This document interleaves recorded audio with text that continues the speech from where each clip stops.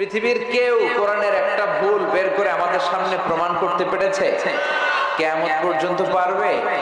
ফ্রান্সের বিখ্যাত surgeon doctor Morris Bucaille তো পারে নাই, আর পারবে কে? উনি 5 বছর গবেষণা করে কোরআন খুলে ভুল ধরতে চেয়েছিল, কিন্তু খুঁজে বের করতে পারে নাই।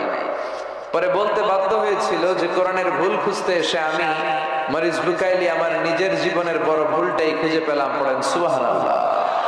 He became a converted Muslim. সে কালিমা পড়ে মুসলমান হয়েছে। খ্রিস্ট ধর্ম ত্যাগ করে এই লোক মুসলমান হয়ে তার নাম রেখেছে সুলাইমান।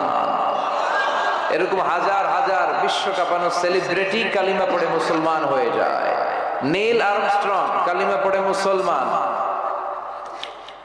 তারপরে সুনিতা উইলিয়ামস, সে চাঁদের ওখান থেকে, মহাশূন্য থেকে মক্কা মদিনার আলো দেখে সে অভিভূত হয়েছে। এরকম সেলিব্রিটিদের ঘটনাগুলো শুনলে